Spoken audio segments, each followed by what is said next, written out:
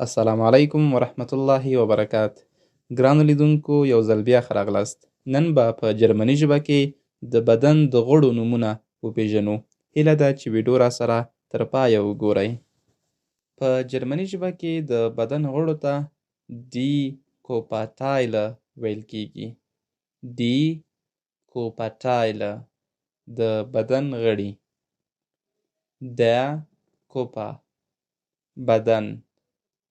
der Körper بدن.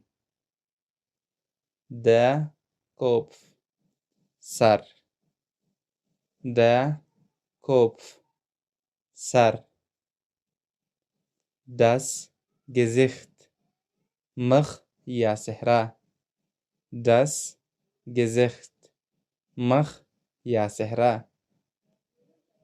das Haar ویښته. das Haar ویښته. die Stirn تندی. die Stirn تندی. die Augenbraue وریځې. die Augenbraue وریځې. das Auge سترګه. das Auge سترګه.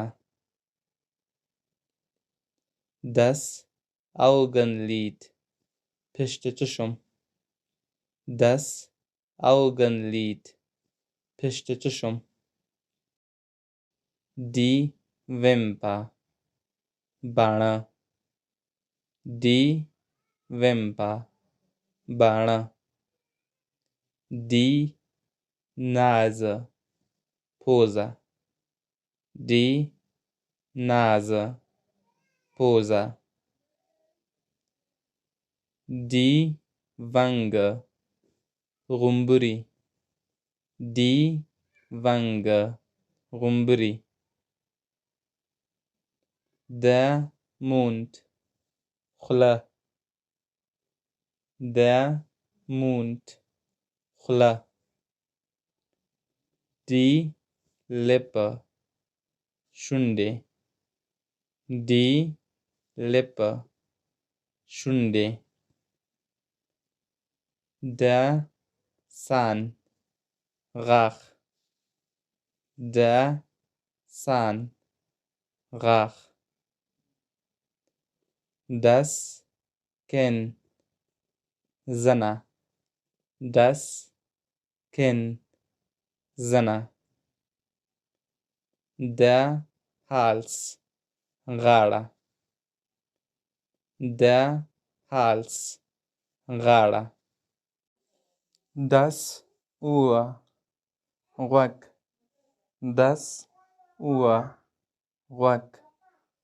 die Schulter ولې. die Schulter ولې. der Arm بازو. der Arm بازو. die Hand لاس.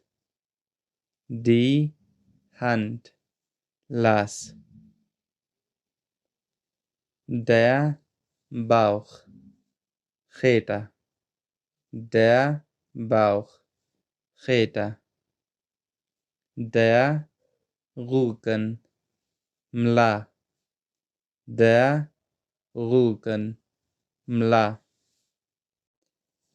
der Finger ګوته. der Finger ګوته. das Bein پښه. das Bein پښه. der Fuß پښه. عموم کې د پښې دغه پنجې ته دغه ساحې ته der Fuß ویل کیږي. das Knie زنګانه سترګه. das Knie زنګانه سترګه. ډیره مننه ګرانو لیدونکو چې تر دې دمه راسره مل وئ. دا و په جرمني ژبه کې د بدن د غړو نومونه. هیله ده چې یو څه به مو ترېنه زده کړي وي.